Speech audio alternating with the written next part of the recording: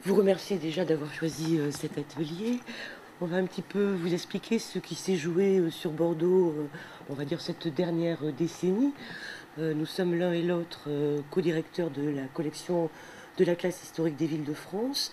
On va donc commencer notre propos en vous évoquant ce qui s'est joué au niveau de cette collection, de son évolution et de sa dernière parution qui a été la classe historique de Bordeaux. Et puis ensuite, on va vous évoquer la façon dont, à partir de cet atlas, nous avons continué notre réflexion sur la ville par le biais de la modélisation chronochorématique et les perspectives scientifiques et heuristiques que nous avons pu dégager à partir de ça. Donc, pour ma part, je vais débuter par vous évoquer quelque peu cette collection de l'Atlas historique des villes de France.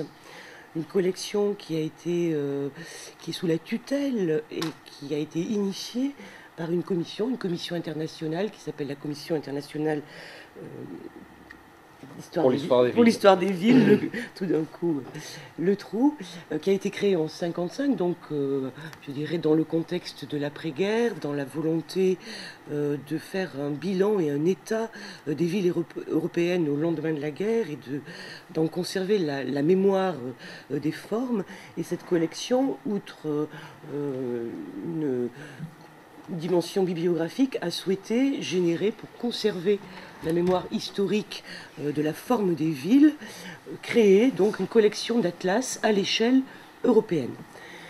Ce sont d'abord les Anglais qui, en 1969, ont créé ces premiers atlas historiques des îles britanniques, qui ont été tout à fait précurseurs dans la mesure où ils ont posé les principes de la collection, et en particulier le fait que le document central de ces atlas historiques soit le plan, je vais y revenir, un plan élaboré à partir de cartes anciennes et particulièrement à partir des cadastres anciens, des cadastres napoléoniens, en considérant que ces premiers cadastres, qui ont été pour la plupart élaborés dans la première moitié du XIXe siècle, et sur une échelle quasiment européenne, certes l'Angleterre n'en bénéficie pas, mais une large part des pays européens ont connu cette cadastration, si je puis dire. L'intérêt de ces cadastres du début du XIXe siècle, c'est il faisait un état de la ville avant ces transformations liées à l'industrialisation et aux grands changements de travaux d'urbanisme du XIXe siècle, et de ce fait conserver mieux la mémoire des formes anciennes de la ville, et pouvait de ce fait servir de fond planimétrique pour restituer la formation de l'espace urbain sur la longue durée. Donc ce sont les Anglais qui ont posé ce principe d'avoir recours à des plans anciens et particulièrement des plans cadastraux, ceux dès 69, en mettant au point les premiers éléments de sémiologie graphique pour la légende. Ils ont été ensuite accompagnés par des productions au niveau des Allemands, en particulier pour les villes rhénanes, qui ont suivi l'expérience anglaise. Et enfin, en 73, la Commission a souhaité que la France s'intègre à ce mouvement de création des atlas historiques. Et de ce fait, Charlie Gounet et Philippe Wolff, qui étaient tous deux professeurs d'histoire médiévale, pour le premier à Toulouse, pour l'autre à Bordeaux, ont été sollicités pour prendre la tête de cette collection des atlas historiques de l'île de France. On est alors en 73, et ils vont mettre presque 10 ans à élaborer ce concept et à élaborer toute la mise en œuvre de ces atlas. Lorsque Charlie Gounet part à la retraite en 79, tout le principe théorique de la collection des atlas historiques des villes de France est alors déjà élaboré, mais aucun atlas n'est encore publié, et c'est le successeur de Charlie Gounet, Jean-Bernard Marquette, qui va prendre en charge la direction de cette collection et assurer pour sa part la sortie de 48 atlas historiques, ce jusqu'en 2003. 2002-2003. C'est donc véritablement lui qui a été l'artisan de la publication de ces atlas historiques des villes de France. Alors, ces atlas ont eu une couverture quasi nationale, vous allez le voir, qui est en fait une géographie de ces atlas qui est plus une géographie des réseaux, si je puis dire, que la volonté de couvrir tout le territoire national. Vous le voyez, l'Aquitaine et notre grand sud-ouest, voire Midi-Pyrénées, a la part belle. Pourquoi? Parce que d'abord, c'est là qu'ont été générés les premiers atlas, hein, de par tout le réseau scientifique qu'avait pu solliciter Jean-Bernard Marquette sur cette région. Lui-même a été l'artisan d'un certain nombre d'atlas, hein, qui sont parus donc à partir de 82. Et puis ensuite, c'est selon, je dirais, ses connaissances, hein, et les bons rapports qu'il avait alors avec certains de ses collègues. Je pense par exemple à Jean Carhervé, qui a assuré la plupart des atlas relatifs à la Bretagne, hein. Il en est de même de Michel Bure, qui s'est occupé des atlas de Franche-Comté et de Lorraine, de même que Robert Fossier avait sollicité ses collègues pour tout ce qui était les atlas du Nord et de l'Île-de-France, et nous avons eu aussi quelques atlas au niveau du Roussillon. Vous le voyez, Collioure et Perpignan ont aussi fait l'objet d'atlas historiques. Comme vous le voyez, cette carte comporte des creux, comporte des vides, en particulier tout l'espace central de l'Hexagone, en même temps que toute la partie sud-est, hein, où il n'y a pas pour l'heure d'atlas historique qui ait été dressé. Donc c'est plus une géographie des réseaux d'historiens que plutôt véritablement une couverture systématique, hein, des différentes villes françaises.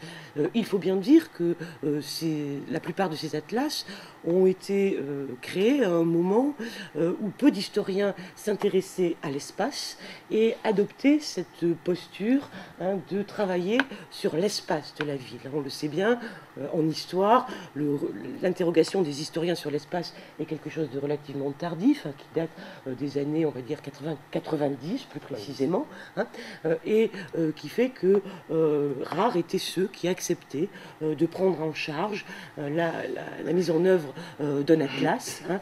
Ce sont tant des historiens que des archivistes, que des archéologues qui avaient été sollicités par Jean-Bernard Marquette pour mettre en œuvre l'histoire de l'espace de leur ville, hein.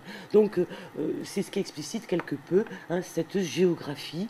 Et je crois que même si nous souhaitons bien évidemment couvrir ces régions qui ne l'ont pas été jusqu'alors, on reste quand même, quoi qu'il en soit encore aujourd'hui, dans une géographie de réseau, hein. C'est bien, j'y reviendrai tout à l'heure, on le verra, en fonction des rapports que l'on a avec certes des collègues, mais aussi avec ceux qui sont véritablement ancrés dans ce rapport à l'espace, hein, que l'on peut trouver des différents partenaires qui veulent bien se lancer dans l'aventure des atlas. Alors revenons à ces atlas et à leur composition telle qu'elle avait été mise en œuvre et imaginée par Charles Gounet, puis ensuite par Jean-Bernard Marquette. Vous le voyez, initialement, ces atlas avaient quelque peu un format fascicule, un format qui avait été quelque peu imposé par la Commission internationale pour l'histoire des villes et qui est donc un format quelque peu unique à l'échelle européenne, hein. Ce format est encore adopté aujourd'hui, par exemple, pour toutes les villes d'Europe de l'Est, voire pour les villes allemandes qui continuent à l'utiliser.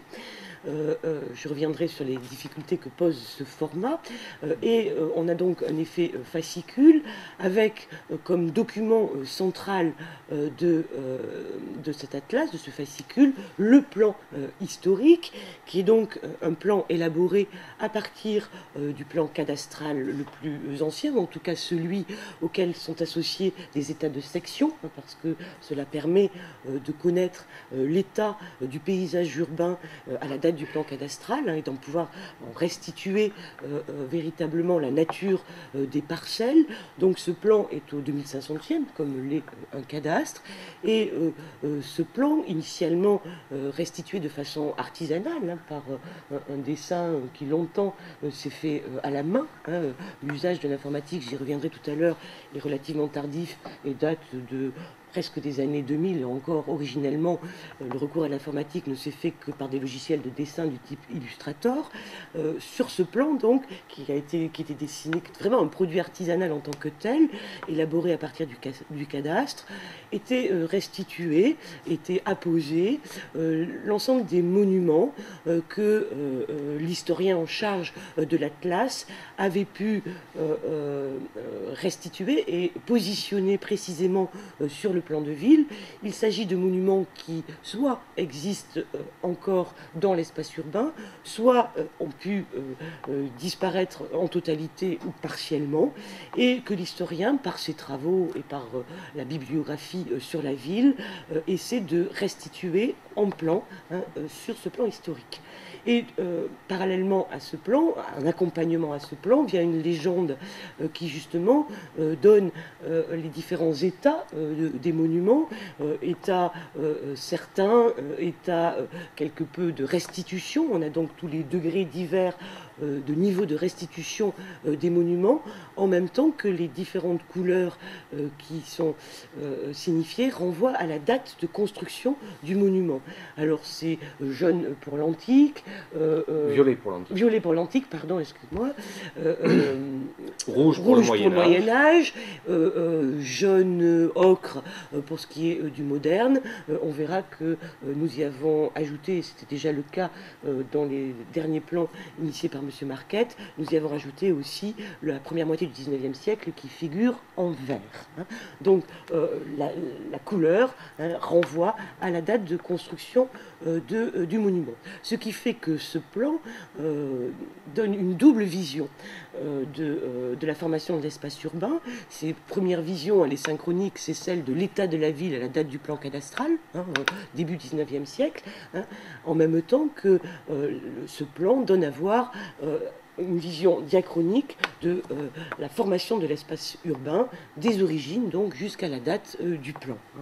Et pour donner les clés de compréhension de ce plan, était adjoint ce que l'on appelle une notice générale, initialement extrêmement brève et réduite à 2 feuillets, qui donnait donc encore une fois les clés de compréhension, les éléments historiques permettant de comprendre le plan.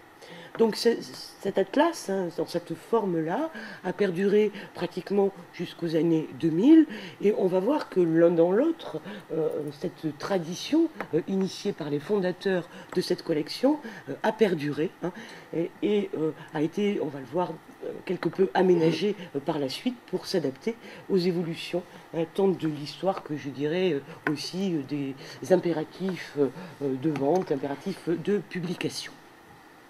Effectivement, à partir des années 2003, à un moment où la classe qui jusqu'alors avait la tutelle du CNRS, le CNRS a retiré sa tutelle en 1996, et à ce moment-là, la collection a intégré le laboratoire de recherche Ozonius qui venait d'être créé et qui désormais a été aussi l'éditeur des atlas. Juste un petit mot à propos de ce laboratoire Ozonius. Je sais que certains d'entre vous iront cet après-midi. C'est donc à la fois le siège de cette collection et encore une fois aussi le lieu d'édition de ces atlas, mais cela veut dire aussi que l'intégration de la collection au sein du laboratoire fait que désormais toute production d'atlas s'intègre à un programme scientifique du laboratoire. Et donc cette intégration au laboratoire a fait que la maquette même des atlas a évolué. Vous le voyez, à partir de 2003, les éditions Ozonius ont voulu répondre quelque peu à la demande des libraires, se plaignant du caractère inlogeable de ces plans, qui sont très difficiles à mettre dans une bibliothèque comme dans un rayonnage de librairie. Oui, les fascicules faisaient 40 par 60 cm dans la première version. Donc voilà, c'était quelque peu délicat à ranger, disons-le, et donc ont adopté un format beaucoup plus classique. Alors c'est de leur côté, d'un coup j'ai un doute, 28. En gros, A4, 21, 29, 7, voilà, c'est un tout petit peu plus réduit. C'est un tout petit peu plus réduit qu'un A4. Hein, et cette nouvelle maquette donc, a été initiée d'abord pour Laurent Sainte-Marie et ensuite pour Orthez. Orthez est sans doute celui qui marque le plus l'évolution de la maquette parce que au-delà donc de la dimension même du fascicule, déjà Benoît Curcinte, qui était en charge de cet atlas d'Orthez, avait fait beaucoup évoluer la notice générale qui, initialement de 2 pages, dans Orthez, atteint 80 pages, avec une notice qui est très largement illustrée, tant par des documents iconographiques d'archives, des photographies, des plans. Hein. On a donc déjà une première évolution qui se jouait dans Orthez et sur lequel nous avons pu ensuite quelque peu rebondir, si je puis dire, pour Bordeaux. Alors venons-en à Bordeaux. Bordeaux qui m'a été confié à partir de 2002, à un moment où Jean-Bernard Marquette prenait sa retraite et souhaitait assurer donc la continuité de cette collection, d'abord confiée à Philippe Aragois avant qu'elle ne me revienne et que je la partage avec Ézéchiel. Donc j'ai été en charge de Bordeaux à partir de 2002. Bordeaux posait des défis particuliers. D'abord, c'était la première fois au sein de la collection, et je dirais même à l'échelle européenne, qu'était traitée une grande ville. Le seul équivalent qu'on pourrait trouver à l'échelle européenne, ce serait Cologne, qui avait déjà donné lieu à un atlas, mais dans la maquette habituelle. Ils n'ont pas bouleversé la maquette traditionnelle pour traiter de Cologne, alors que nous avons voulu quelque peu relever le défi de la taille, si je puis dire, en faisant, nous, au contraire, évoluer ce modèle. Cet atlas est arrivé à un moment important pour l'histoire de Bordeaux, puisque on pourrait dire que à ce moment-là, depuis 2 décennies, il y avait un renouvellement tout à fait patent des connaissances sur la ville. Vous le savez, jusqu'alors existait sur Bordeaux un monument historiographique qui était l'histoire de Bordeaux, tel que Charles Gounet l'avait initié entre 68 et 72, une histoire... 62 à 72. Oui, enfin, voilà, tu as raison. Mais en fait, les premières apparitions sont un peu plus... 66. 66, voilà. C'est pour ça que je prenais 62, même si ça dépend si on parle de la mise en œuvre ou si on parle des premières publications. Et ça avait été le monument intouchable, si je puis dire, pendant un certain nombre de décennies, même si cette histoire de Bordeaux n'avait pas suivi une logique spatiale et se voulait quelque peu, je dirais, une histoire, si ce n'est totale de la ville, mais en tout cas embrassant quelque peu tous les pans de l'histoire de la ville dans une vision qui était diachronique. Or, il se trouve que dès les années 84-90, la connaissance de Bordeaux a été renouvelée d'abord par toute une série de fouilles archéologiques largement augmentées au moment de la mise en place du tramway et de toutes les infrastructures qui sont allées avec. Je pense que ça a démarré finalement plus par la création des parkings que l'installation du tramway en lui-même, qui a généré toute une série de renouvellements sur l'histoire de la ville. J'aurai l'occasion de vous en parler cet après-midi pour ceux qui viendront à la visite du Bordeaux médiéval. Ça va de la mise au jour, sans doute de la première basilique chrétienne, enfin, possiblement cathédrale de la ville, en passant par tous les travaux sur les quais qui ont mis au jour la façade portuaire de la ville à l'époque médiévale, les mises au jour de portions du rempart, des différents types de remparts, etc. Donc un renouvellement patent des données en matière archéologique, particulièrement médiévale, qui avait été très délaissée jusqu'alors. Et c'est aussi un moment où, en matière historique également, des grandes thèses, mais aussi toute une série de mémoires de maîtrise, on disait alors des maîtrises, que Jean-Bernard Marquette avait initié de façon systématique sur la ville. Toutes les paroisses urbaines avaient été, suburbaines également, avaient été étudiées de façon exhaustive, notamment pour la période médiévale, et ce qui fait que tout un jeu de grandes thèses, dont celle d'Ézéchiel, qui a été véritablement un point de départ pour la Atlas, en même temps que celle de Sylvain Schoenbert pour le XIXe siècle, demandait à faire bilan. Hein. Parce que, on aura peut-être l'occasion d'y revenir, faire un atlas, c'est faire un bilan à un moment donné de ce que l'on sait sur l'histoire d'une ville. De fait, l'Atlas de Bordeaux venait à point nommé, même si est appelé à cette synthèse de l'ensemble de ce renouvellement historiographique.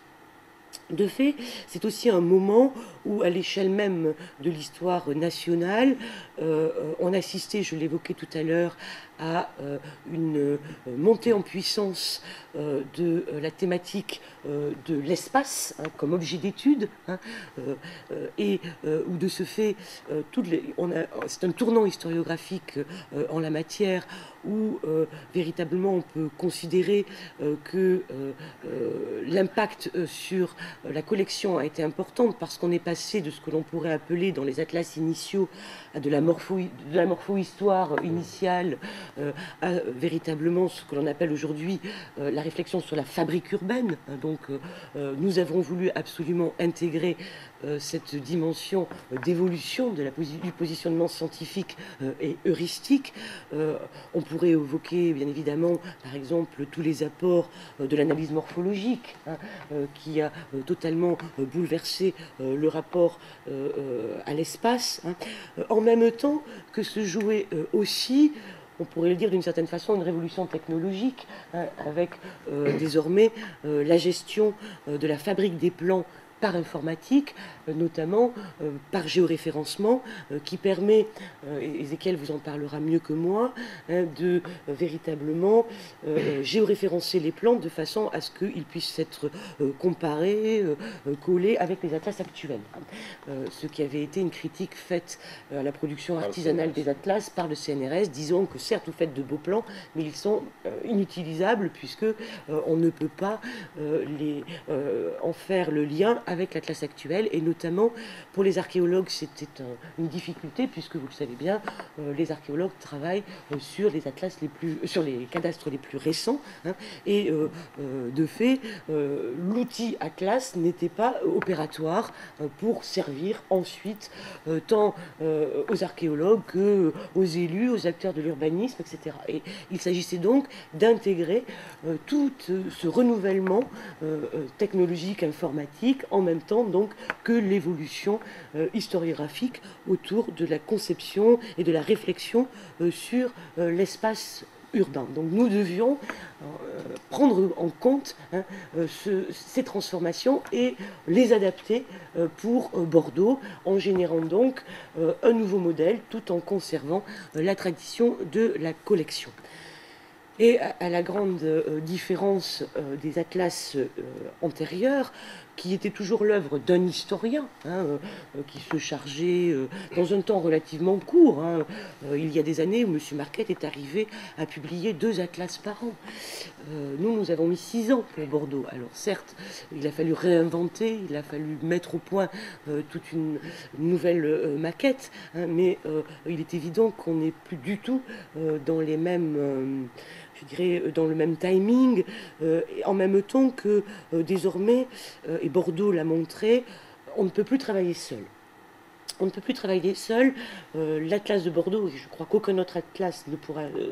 enfin, tous les autres Atlas devront suivre ce modèle, a dû susciter la création d'une équipe interdisciplinaire qui a mobilisé, j'ai coordonné à l'époque à peu près un noyau d'un peu plus d'une dizaine de personnes auxquelles s'adjoignait toute une série de collaborateurs qui intervenaient spécifiquement sur un sujet ou sur un autre. Hein. Donc c'est véritablement une équipe qui a été sollicitée, chacun pour ses compétences sur une période ou sur un monument particulier.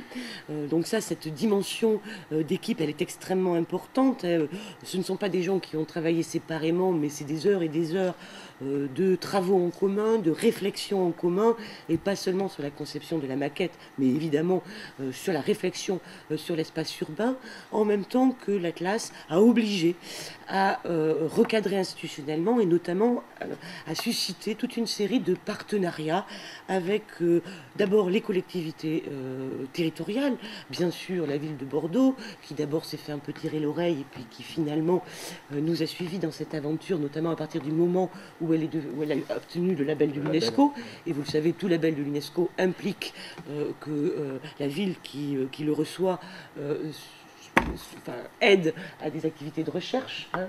Donc ça a été véritablement le fait majeur qui a fait que la mairie de Bordeaux nous a suivis, mais bien sûr, et la région et le Conseil général nous ont accompagnés dans cette aide, dans les subventions essentiellement pour la publication de l'Atlas, mais surtout, quand je parle de cadrage institutionnel, ça a été l'occasion de partenariats avec des institutions scientifiques que l'on sollicitait, tant parce que leurs membres participaient de l'équipe ou parce qu'elles nous fournissaient des données essentielles. Je pense bien sûr d'abord au service régional de l'archéologie, avec qui nous avons conventionné, mais également avec tous les dépôts d'archives, archives départementales, archives municipales, qui ont été aussi des collaborateurs tout à fait efficaces dans cette entreprise de l'Atlas. Donc on est sur un changement d'échelle aussi à l'échelle humaine et institutionnelle. Et bien évidemment, cette réflexion commune a amené à réviser la maquette. La maquette que l'on a bousculée, tout encore une fois, en conservant totalement, je dirais, la position heuristique initiale, avec la même promotion du plan comme document central, mais vous allez le voir, nous avons adjoint un tome supplémentaire autour des monuments et des sites. Alors, avant qu'on voit la nouvelle maquette, c'est donc Ozonius Éditions qui aujourd'hui édite les atlas. Je le disais tout à l'heure, nous n'avons pas voulu emporter, nous y avions réfléchi, mais nous ne voulions pas trop vous charger. Si vous souhaitez acquérir par exemple l'Atlas historique de Bordeaux, mais aussi d'autres atlas, vous pouvez directement voir sur le site d'Ozonius avec une possibilité d'achat en ligne. Et aujourd'hui, nous avons négocié auprès des éditions Ozonius que les membres de la PHG puissent avoir une réduction. Et ceux qui... à la condition que le volume soit retiré sur place, voilà, parce que les frais de port s'élèvent quand même à 15 € sur un volume qui fait peut-être 4 kg, donc voilà la proposition qui est faite pour ceux qui seront de passage à Ozonius, soit cet après-midi, soit demain. Voilà, si vous avez l'opportunité et si ça vous intéresse, évidemment, vous avez la possibilité de l'acheter. Autrement, évidemment, il se trouve dans toutes les bonnes librairies. Avant que je cède la parole à Ézéchiel, vous dire que nous avons conçu l'Atlas, et je crois que c'est important de le signifier, pour qu'il se trouve véritablement à la convergence des attentes tant d'un public scientifique, de chercheurs. Il s'agissait véritablement que l'Atlas de Bordeaux réponde à des objectifs scientifiques en même temps qu'il touche le grand public. Et c'est peut-être finalement la plus belle réussite que nous ayons eue, de savoir que c'est un succès de librairie, et que je crois que chacun a pu y trouver ce qu'il y cherchait. Alors je laisse la parole à Ézéchiel pour qu'il vous explicite quelque peu les évolutions que nous avons fait subir à la collection. Voilà, la maquette a nécessairement évolué de par l'ampleur de la ville, de par aussi l'importance de l'équipe de recherche et des disciplines qui étaient représentées pour travailler sur la ville. Et donc, le plan reste certes un élément central de la maquette. Je vais vous détailler après quelques éléments de ces évolutions technologiques. À ce plan articule les données relatives à, je dirais, la notice générale, qui est le discours scientifique faisant synthèse sur l'histoire au long cours de la formation de la ville, notice dont je vous montrerai un exemple tout à l'heure, qui donc intègre les contributions de chaque spécialiste sur sa période, proto-histoire, antiquité, Moyen-Âge, époque moderne, époque contemporaine, avec même des partitions et des rythmes chronologiques beaucoup plus fins à l'intérieur de ces grandes périodisations de l'histoire classique. Et puis, à cette notice générale, articulée également évidemment au plan, il y a eu une grande nouveauté initiée par Sandrine, qui a été la réalisation d'un volume spécifique consacré aux sites et monuments publics ou d'usage public qui apportent des explications clés dans l'histoire du processus de la formation urbaine. Je vais revenir après sur chacun de ces éléments. On va d'abord parler du plan. Donc, vous voyez ici un extrait de la planche consacrée à l'emprise de la cité antique. Juste parce que j'ai pas la souris, mais la cité antique, la voici. Hein. Peut-être où on est. Et alors, à l'Athénée municipal, nous sommes exactement ici. Voilà. Parce que cette petite place-là, ce petit îlot-là, c'est une place de curtage, il a été enlevé. Alors, ce plan, Sandrine vous le disait tout à l'heure, c'est toujours le cadastre d'époque napoléonienne qui est référent, et ce document-là, qui est donc né suite aux lois de finances du 15 septembre 1807, prescrit la réalisation, je dirais, d'une peinture fiscale du sol, puisque l'objectif du cadastre, c'est bien de peindre au plus près la réalité de la fiscalité du foncier. Et donc, lorsque l'historien utilise ce document-là, il ne faut pas qu'il puisse l'utiliser à destination de restituer le paysage de la ville. Il ne va restituer qu'un paysage fiscal, foncier. Un paysage d'ailleurs plat, puisque les cadastres ne comportent pas de courbes de niveau, de modelés topographiques. Donc là, il faut nourrir aussi le cadastre d'un certain nombre d'éléments. L'apport technologique majeur qui a été initié autour du cas de Bordeaux, suite à mes travaux de thèse, ont été le fait effectivement de pouvoir réaliser le fond de plan à l'aide de logiciels de topologie, de logiciels donc qui permettent de réaliser par la suite des systèmes d'information géographique et qui vont permettre de géoréférencer, c'est-à-dire de donner des coordonnées géographiques, après dans le système de projection que l'on veut, de donner des coordonnées géographiques à une planche cadastrale qui à l'origine n'en a pas. Donc les planches cadastrales du cadastre qui a été choisi, en l'occurrence celui des années 1840-1850, ce cadastre-là a été numérisé à plat. Et ensuite, sur le logiciel, on importe la feuille, on a le cadastre actuel, et on crée des points de liaison entre la source de destination, le cadastre ancien, et ces points que l'on repère qui sont les mêmes dans la ville actuelle pour pouvoir positionner et bien caler la feuille dans l'espace plan actuel de la ville. Bien sûr, ces éléments techniques relatifs au positionnement du plan, le fond de plan, ont fait l'objet d'un souci, d'une même attention en ce qui concerne la cartographie de chaque édifice qui a fait l'objet d'une notice. Hein ? Le travail avec les auteurs là, a été extrêmement important puisqu'on avait demandé à chaque auteur de constituer un dossier sur le monument dont il réalisait la notice pour avoir les éléments relatifs à la documentation archivistique faisant source qui était la meilleure pour en restituer les plans selon les degrés de restitution plus ou moins aboutis dont Sandrine vous a touché mot tout à l'heure. Dire les différentes planches que tu as. Alors, le cadastre, bien sûr, tel qu'il est là, dans un petit volume d'un format A4, ne pouvait pas faire l'objet d'une publication en 2500e sur une seule planche. Hein. Il aurait fallu une publication avec une planche d'à peu près 4 mètres sur 5, ce qui n'était pas trop facile pour la manipulation.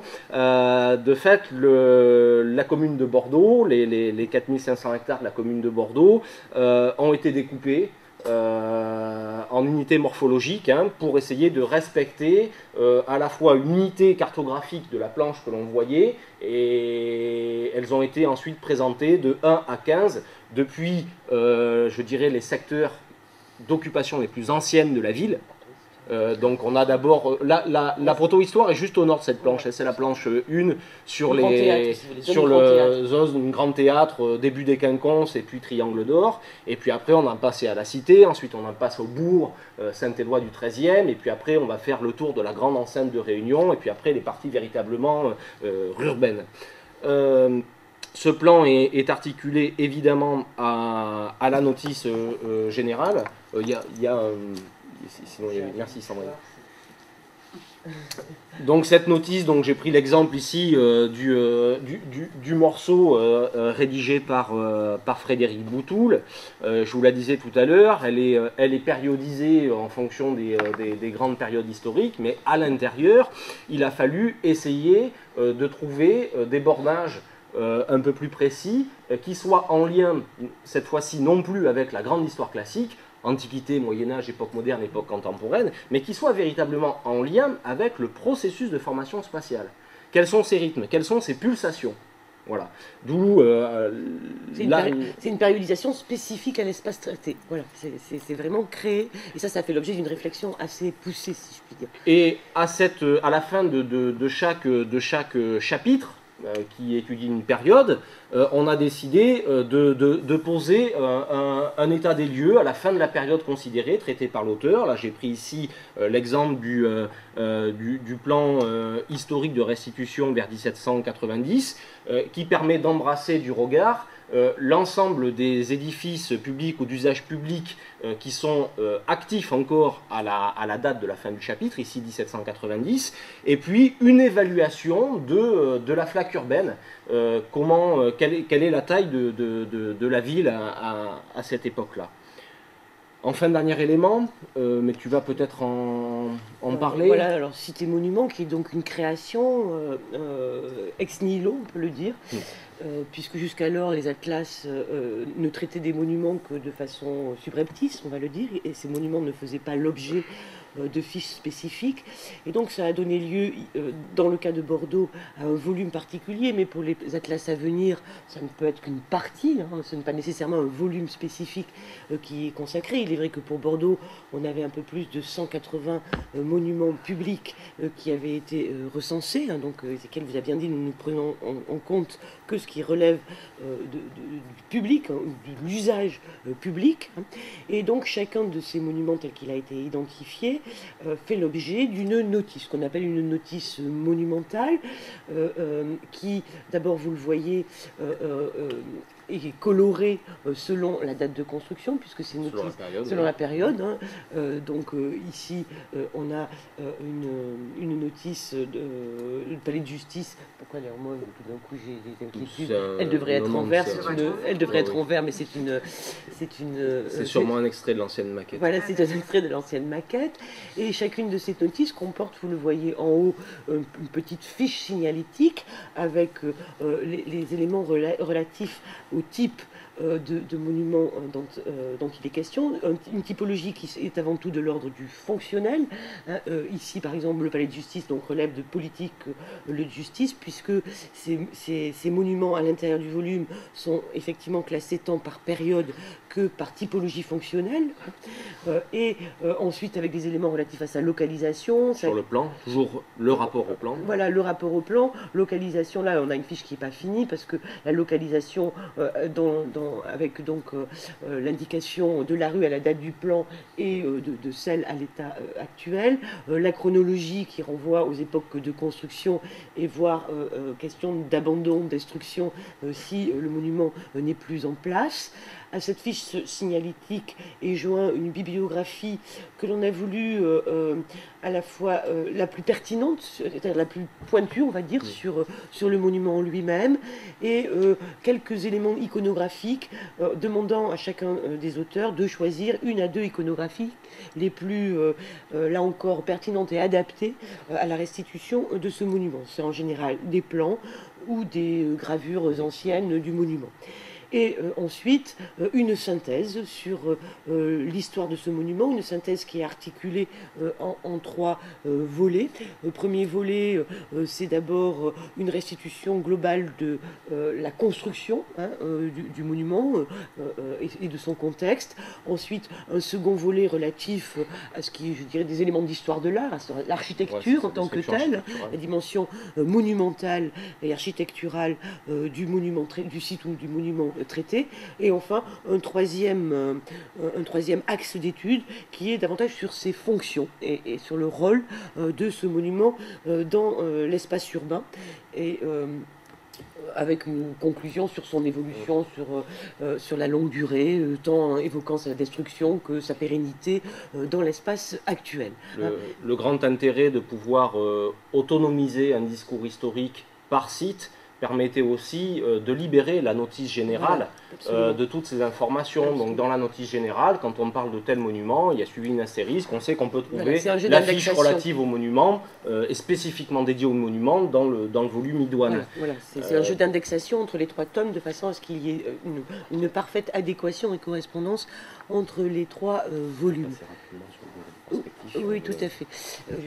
Parce qu'il est effectivement déjà midi. Alors sur les nouvelles, donc un atlas qui, je le disais, a été un succès de librairie, qui a été relativement apprécié des différents acteurs de l'urbain, qui fait que nous avons donc considéré que l'atlas de Bordeaux pouvait servir de modèle de référence pour les futurs atlas, et qu'à la suite donc de l'atlas de Bordeaux, nous avons souhaité quelque peu faire bouger les normes de la collection, ou plutôt les fixer, institutionnaliser quelque peu cette collection en établissant un cahier des charges, avec un S qui ne devrait pas y être, un cahier des charges qui donc fixe aujourd'hui qui est une sorte de guide de vade-mecum, on peut le dire, à l'usage de ceux qui veulent constituer un atlas, tant dans les aspects heuristiques et scientifiques, pour bien signifier, je dirais, l'axe foncièrement spatial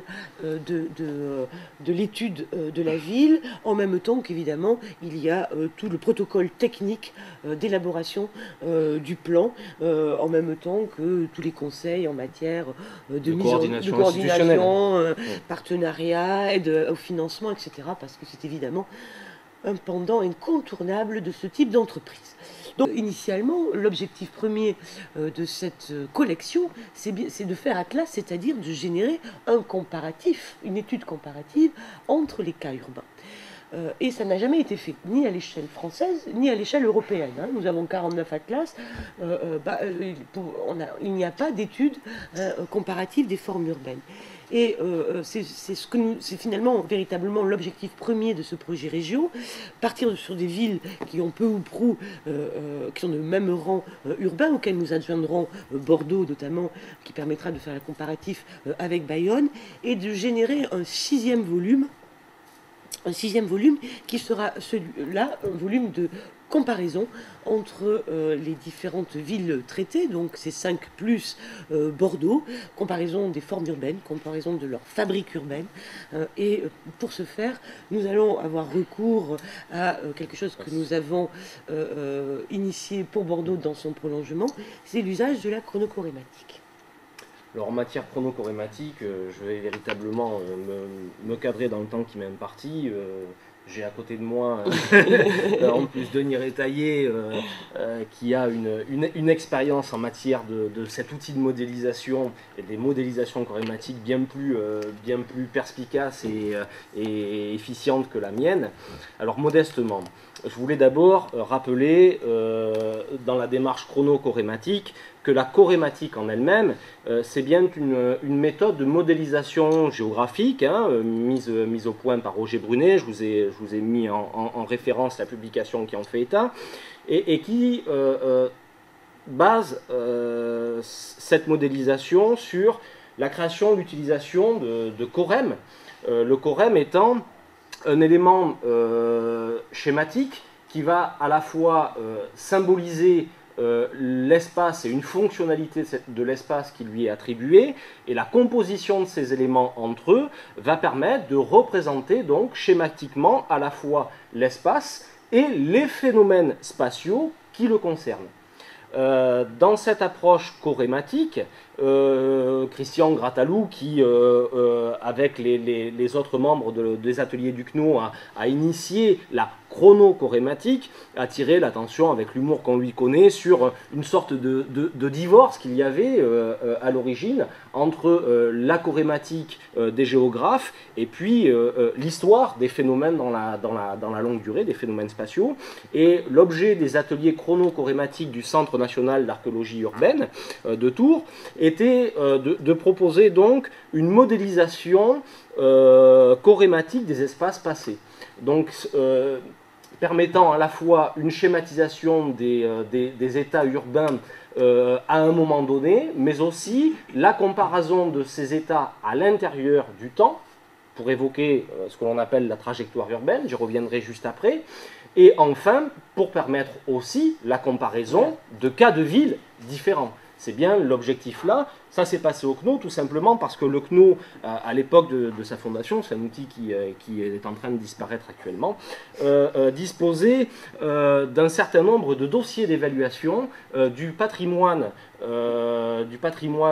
immobilier relatif à près de 80 villes françaises. Donc les données qui étaient rassemblées au CNO permettaient déjà dès là-bas de réfléchir à la création d'outils de modélisation permettant de comparer différentes trajectoires urbaines. Puisqu'effectivement, les différents objectifs de ce travail de modélisation vont permettre d'abord de visualiser de façon simple quelle est la trajectoire urbaine, c'est-à-dire quel est le profil, les pulsations de sa formation dans la longue durée. Un deuxième objectif qui est l'exercice véritable de la modélisation, n'hésite pas à intervenir si tu veux, Denis, qui est de permettre de décomposer un objet complexe, l'objet urbain, à différentes échelles de sa composition, pour permettre de naviguer, je dirais, entre des processus généraux et puis, donc à une échelle vaste, par exemple l'intégralité de la c'est la ville hexagonale, la ville hexagonale, parce qu'ils ont quand même fait le choix des villes françaises et intramuros uniquement. Et pour passer ensuite au stade des phénomènes qui se passent à l'échelle ponctuelle, à l'échelle d'un site par exemple.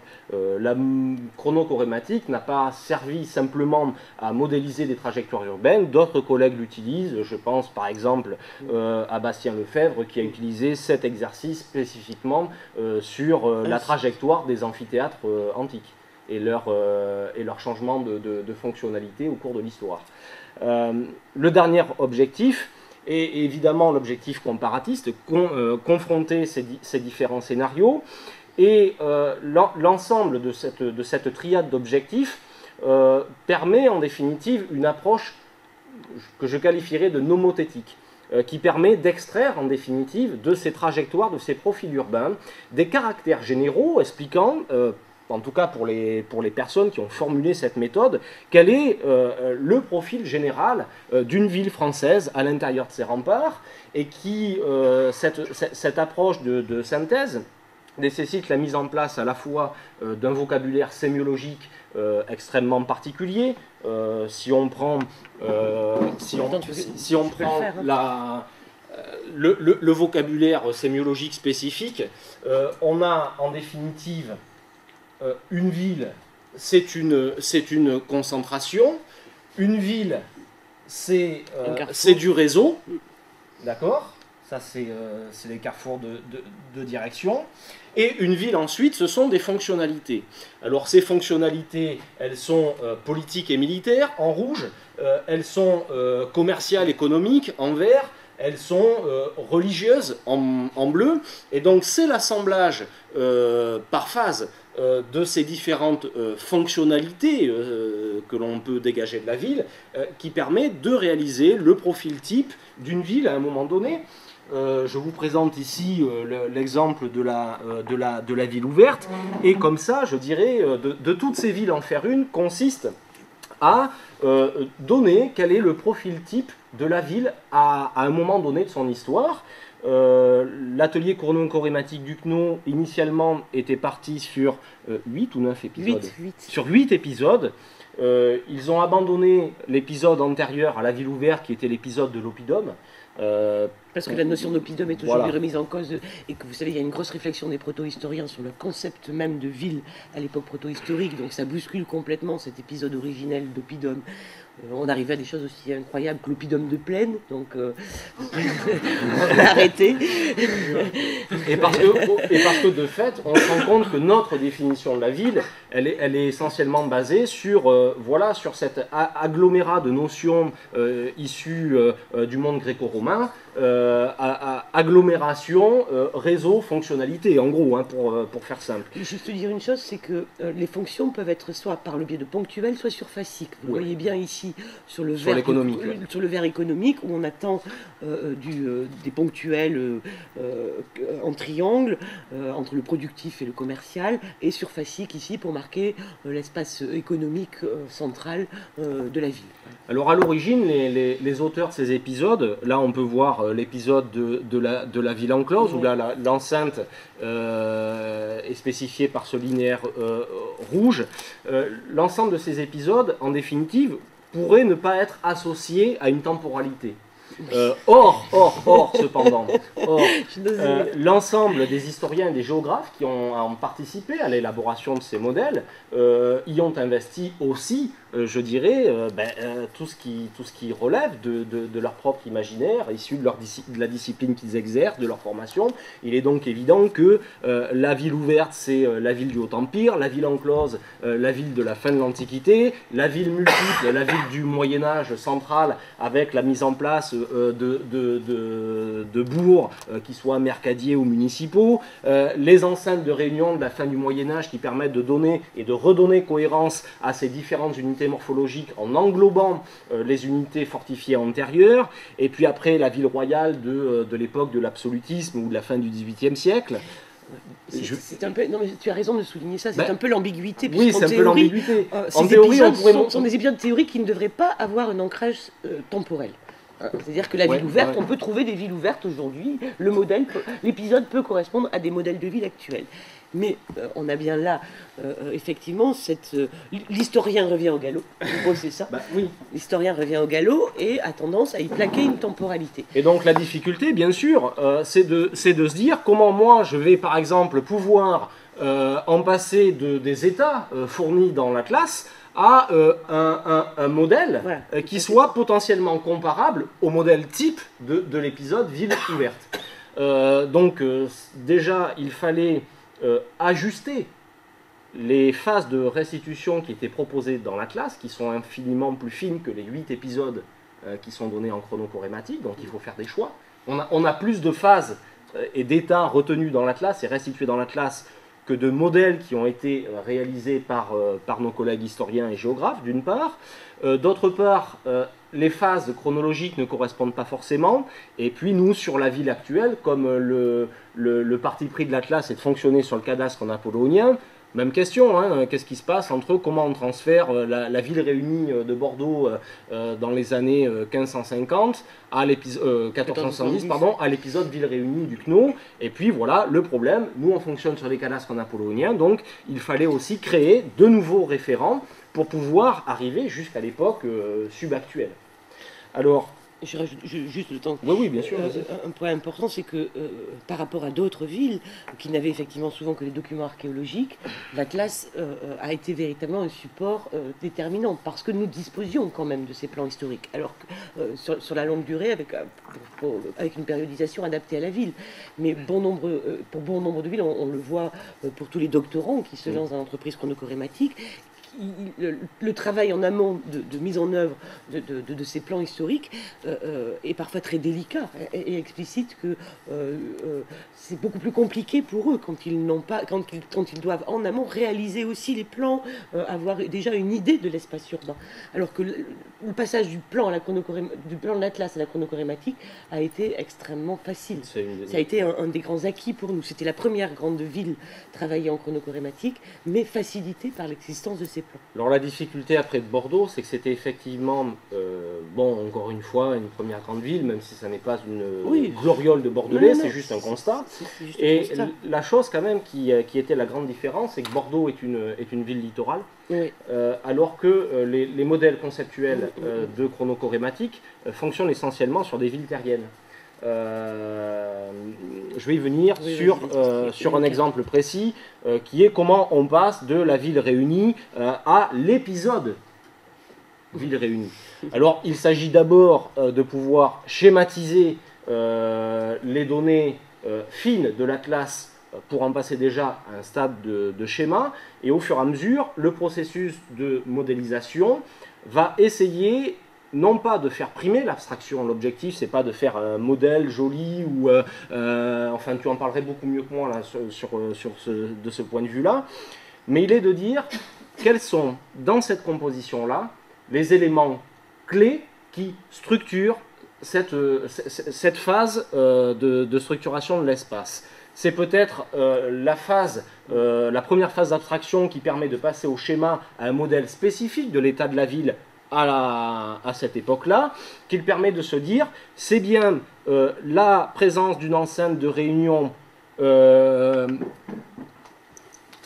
qui est ici en fait, hein, contenue par les châteaux royaux, hein, qui évoquent le retour de Bordeaux dans le giron français après les événements de 1453, le polycentrisme religieux et puis l'extension du port sur l'axe fluvial, qui marque véritablement la dynamique urbaine de cette époque-là.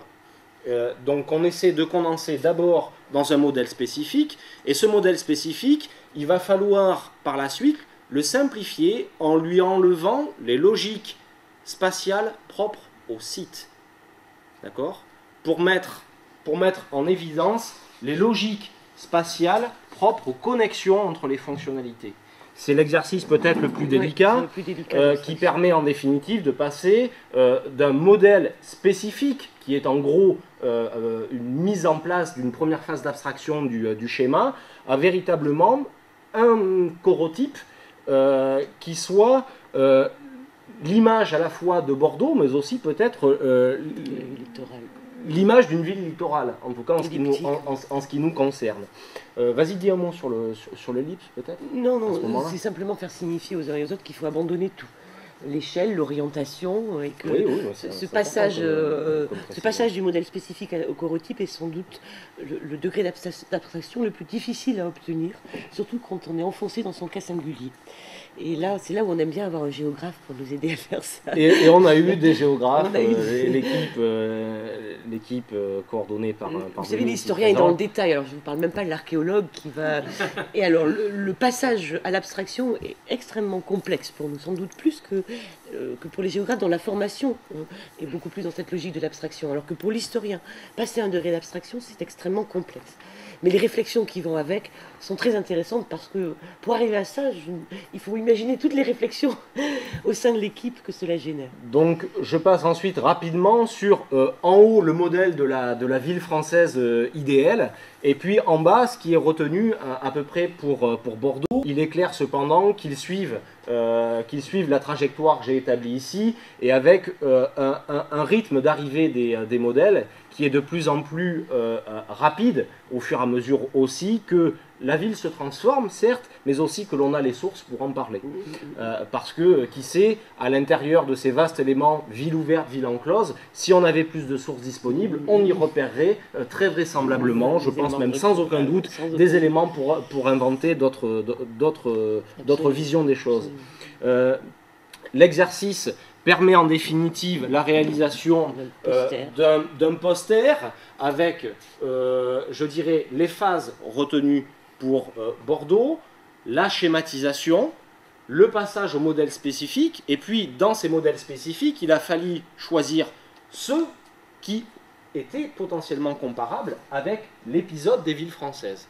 Donc la comparaison qui est possible grâce à l'exercice chronochorématique, elle est d'abord une lecture horizontale et dans les deux sens. Là, je rajouterai même ma flèche rouge. Elle va pas que dans un sens. Elle va du particulier au général et du général au particulier. Je voudrais comparer les points communs et les différences qui séparent Bordeaux de la ville idéale, mais je voudrais aussi parfois nourrir et faire évoluer l'épisode de la ville idéale en prenant en compte des spécificités de Bordeaux, voire d'autres villes. C'est notamment ce qu'on a fait en l'autre lecture, bon, ça c'était juste un zoom voilà, sur une lecture horizontale. L'autre, bien sûr, processus, c'est la lecture verticale, qui permet cette fois-ci, d'une part, d'avoir la périodisation à l'échelle de l'ensemble de la ville, mais de se dire aussi qu'est-ce qu'on choisit pour aller par ici. Je prends un exemple. Sur ici là, les phases du Moyen-Âge central et de la ville multiple. Eh bien nous avons potentiellement deux états qui pouvaient être appareillés à cette phase.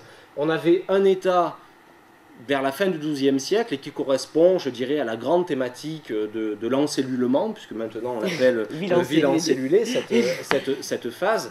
Dans la mise en place des paroisses. Dans la continuité des recherches des médiévistes, Robert Fossier, Pierre Toubert, sur l'encellulement, Ligne Castellamento, etc., espèce de ville territoriale. Et ensuite, on avait véritablement la ville multiple, c'est-à-dire qui entérinait la véritable formation d'un bourg à Saint-Éloi. Vous inaugurez cet après-midi. Quoi choisir pour aller vers là? Donc nous, on a choisi cet élément-là, puisque l'enceinte ici n'existe pas, le deuxième noyau d'enceinte n'existe pas ici, il apparaît qu'à cette époque-là. Il faut faire des choix. Vas-y. Jusqu'à générer de nouveaux jusqu'à proposer à nos collègues de nouveaux épisodes. Alors, en disant que les 8 n'y suffisaient pas pour certains moments, notamment il y a celui carolingien de la ville carolingienne. D'un épisode ici, voilà. Qui n'est pas toujours très accepté, mais qui à mon avis, demande comparaison avec d'autres villes épiscopales. Mais c'est surtout qui permet de voir l'arrivée, l'implantation d'un pouvoir laïque à l'époque carolingienne au cœur même de la cité. Voilà. Donc on n'a plus une ville qui se développe sur l'extérieur, mais une ville qui trouve une nouvelle polarité de centre. Et puis un autre épisode très important, l'épisode de la contre-réforme qui n'était pas, on l'a pas dit. Si, c'est celui-là. C'est celui-là. Qui ne prenait pas en compte ni les nouveaux équipements ecclésiastiques mis en place lors de la contre-réforme, d'une part, ni l'encadrement militaire de la ville qui se plaque comme une couche supplémentaire à cet encadrement religieux. Bien sûr, l'exercice final de la chronochorématique n'est pas tourné vers ses propres fins, puisque travailler sur Bordeaux et travailler sur d'autres villes, aujourd'hui, il y a à peu près je dirais une douzaine de villes qui sont traitées. Elles font l'objet de publications dans la revue MapMonde, une revue électronique. Vous avez donc dans la revue MapMonde un dossier thématique consacré à la chronochorématique, où vous pourrez trouver à la fois, je dirais, l'exercice théorique et puis des cas d'application, dans lequel d'ailleurs devrait paraître Bordeaux d'ici peu.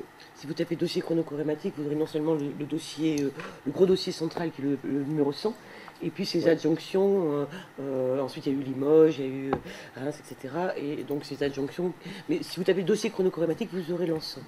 Autrement, le dossier central, c'est le numéro 100. Si vous tapez MapMonde numéro 100. Le paradoxe, je dirais, de l'exercice chronochorématique est comment se défaire du cas particulier de Bordeaux, mais aussi comment ce cas de Bordeaux n'est pas forcément si particulier et permet même de nourrir à nouveau la méthode, certes en remettant en cause des épisodes, choses qui ne sont pas toujours très bien acceptées, ça fait un peu grincer les dents au départ, mais qui me semble être l'une des vertus de la modélisation.